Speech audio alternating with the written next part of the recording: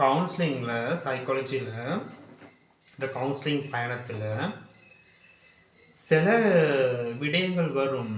Very very Raya, very very Raya. சில விடயங்கள் வரும். என்னென்று சொன்னால் சைக்காலஜிலேயே அதுக்கு அது தீர்வு கொண்டு கொடுக்க முடியாமல் இருக்கும். இது சைக்காலஜிஸ்ட் உள்ள எல்லாருக்கும் தெரிந்த விடயம் தான். இந்த ஃபீலிங்கிறவங்க சில கேஸ் வரும். அவங்க பாதிக்கப்பட்டு வரவங்களை பார்க்குற இதாய்க்குமா, டிலூஷனா, எலுசினேஷனா, இதா முழுக்க தேடி முழு சிலபஸையும் படித்து பார்த்தாலும் கூட இவருக்கு ஏன் இந்த பிரச்சனை வந்ததுன்றதுக்கு காரணம் கண்டுபிடிக்கலாம் இருக்கும்.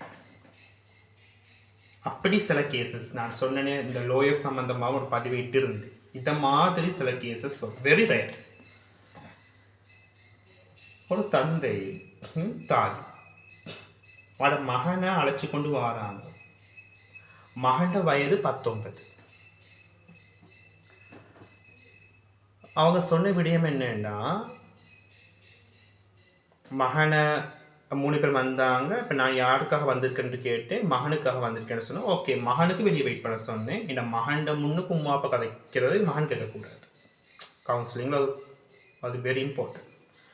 அப்போ அவர் மகனுக்கு வெளியிக்க சொல்கிறேன். தாயும் தந்தையும் சொல்கிறாங்க. தந்தை தான் அதிகமாக பேசுகிறார். சார், என் மகன் நல்லபடி சின்னத்தில் அவ்வளோ அமைதி, நாங்கள் சொல்கிறது எல்லாத்தையும் கேட்பான். படிப்பு விஷயம் அப்படி, ஸ்போர்ட்ஸும் அப்படி, அவனை அப்படி பாராட்டுவாங்க. ஸ்கூல்லையும் கிளாஸில் மானிட்டராக இருந்தான். எங்களோட மேலே அவனுக்கு அவ்வளோ மரியாதை சார். அவ்வளோ விஷயங்கள் அவனை செய்வான். நாங்கள் எதுண்டாலும் எங்கள்கிட்ட ஓப்பனாக கேட்பான். அவனை ஆசைப்பட்டதை தான் நாங்கள் இவ்வளோ காலமும் செஞ்சுக்கிறோம். இப்படி ஆனால் சார் இப்போ ஒரு 1 இயரா எங்களோட மகனுக்கு எங்களை கண்டா வெறுப்பு, கத்திப்பாயிறான், ஊத்த பேச்சால கூட ஏசுறான், கையோங்கி கொண்டு வாரான். எங்களுக்கு என்ன நடக்குதுன்றே விளங்குதில்லை சார். ஒரு டைம் நாங்கள் இவங்களுக்கு ஜிம் பிடிச்சாலும் மிக்கிறதோ தெரியாது சொல்ல ஓதி கூட பார்த்தோம். மாசத்து மாட்ட கொண்டு போயிட்டு அதுப்பே ஒன்றும் இல்லை. 7ஆம் மாட்டில் தான் சொன்னாங்க இவருக்கு என்னமோ மன அழுத்தம் பிரச்சனைக்குதுன்னு சொல்லி இவத்தை கூட்டிக் கொண்டு வந்தோம். இப்போ படிக்கிற விஷயம் இல்லை, விட்டு வெளியிறங்குறான் இல்லை, இப்போ நிறைய விஷயங்களும் சொன்னான். எல்லாத்தையும் நோட் பண்ணிக்கொண்டு தாயும் அதே தான் சொன்னான். அதையும் நோட் பண்ணிக்கொண்டு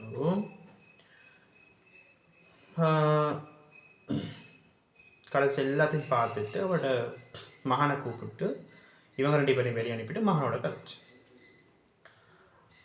அந்த மகன் அவட எல்லாத்தையும் நான் பார்க்குறேன். அவட படிப்பு விஷயத்துலேயும், அவட ஏஜும், அவட ஃப்ரெண்ட்ஸ் சர்க்குலர், ஃபேமிலி எல்லாம் அவர் சொல்கிறாரு. எல்லாம் சொல்கிறார். ஓகே, இல்லை சார் எனக்கு எல்லாம் ஓகே, எந்த பிரச்சனையும் இல்லை, வீட்டில் அவருக்கு எல்லாம் ஓகே, எல்லாம் சரி, வேணதான், எல்லாம் எந்த சிம்டம்ஸும் இல்லை. இவர் இந்த மாதிரி பிஹேவ் பண்ணுறதுக்கு அவுட் ஃபோர்ஸ் எதுவுமே அல்ல, புறக்காரணிகள் எதுவுமே அல்ல.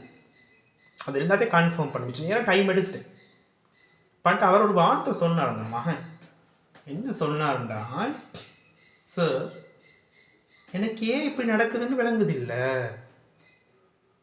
எனக்கு ஏன் என்ன மெயினாக வாப்பட மேலே உம்மட மேலே எனக்கு திடீர்னு நடக்குது சார். அவளை கண்டு வெறுப்பைக்குது, என்னென்னு விளங்குதில்லை. ஆனால் எனக்கு அவங்க எல்லாம் செய்கிறாங்க. எனக்கு தெரியும், எனக்கு அவ்வளோ பாசம் என்னோட. நான் எதை கேட்டாலும் வாங்கி தருவாங்க, எல்லாம் செய்வாங்க. அப்படி இப்படி ஸோ எனக்கு அழுகிறார் அந்த போய், உண்மையாக அழுகிறார். எனக்கு என்ன நடங்குதில்லை சார். அப்போ நான் பார்க்குறேன் அவருடைய தெரியும் எங்களுக்கு கவுன்சிலிங்கில் அந்த hormone, happy hormones, dopamine, serotonin, endorphin இதுகளோட பாதிப்பா. ஓகே, அப்போ இவருக்கு சைக்காட்ரிஸ்ட்டை கூட்டிக் கொண்டு போய் மெடிசின் எடுத்து கொடுத்துருக்காங்க. சைக்காட்ரிஸ்ட் மெடிசினும் ரிஃபர் பண்ணியிருக்காங்க. மெடிசினையும் குடிக்கிறார். எல்லாம் பண்ணிவிட்டு இப்போ எனக்கு சைக்காலஜி ரீதியில் இவருக்கு எந்த விதமான இதுவும் அல்ல. அப்போ நான் கடைசி ஒரு முடிவுக்கு வருவோம். ஜெனட்டிக்கல் ரீதியாகவும் இந்த மன அழுத்தங்கள் வரும், இந்த மனத்தாக்கங்கள். குடும்ப ஒரு காரணி என்னென்னு சொன்னால் குடும்ப காரணிகள். டிஎன்ஏ குடும்பத்தில் யாருக்கால் அப்படி இருந்துன்னு சொன்னால் அது சம்டைம் கடத்தப்படலாம். அப்போ அதாகத்தான் இருக்கலாம்னு கடைசி ஒரு முடிவுக்கு நான் வந்துட்டு இந்த மகனை கொஞ்ச நேரம் வெளியிட சொல்லிட்டு அந்த வாப்பாவை மட்டும் நான் திருப்பி கூப்பிட்டு அவரோட கதைக்கிறேன்.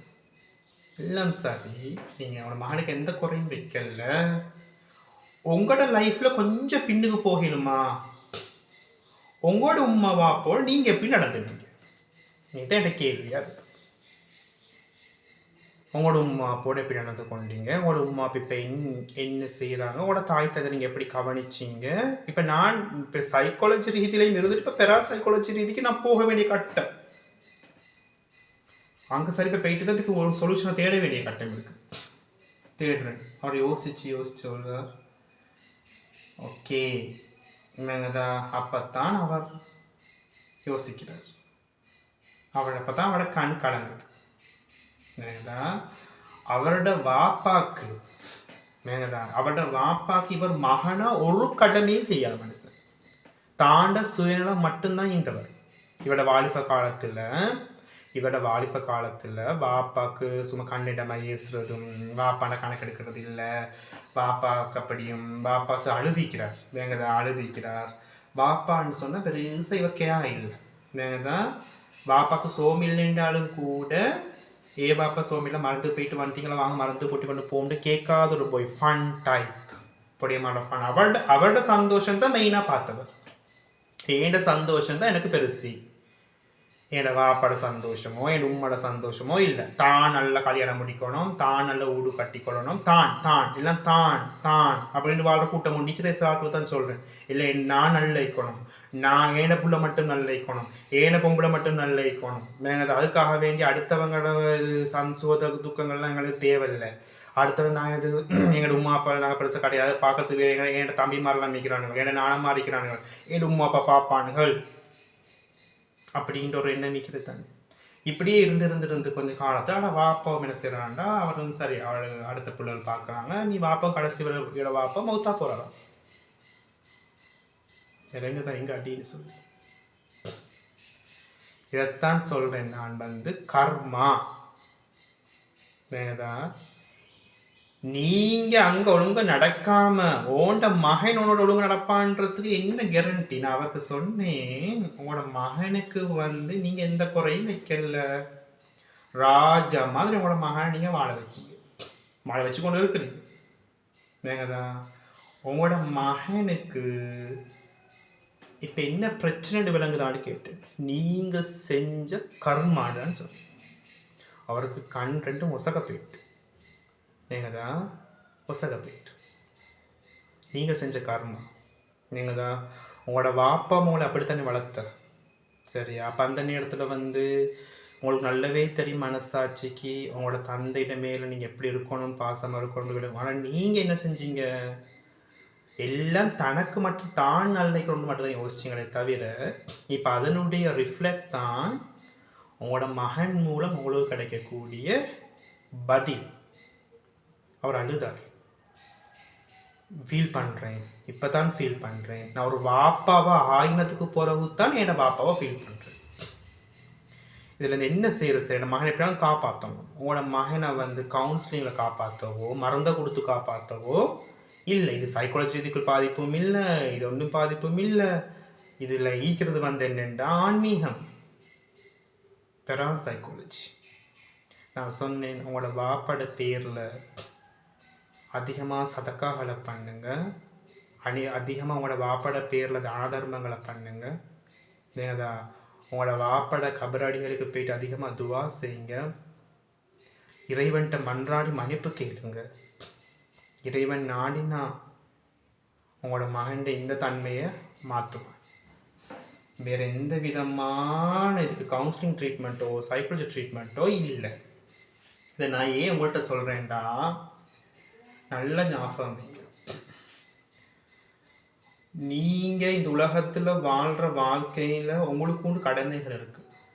தாய் தந்தையருக்கு செய்கிற கடமைகள் இதுகள் இருக்குது.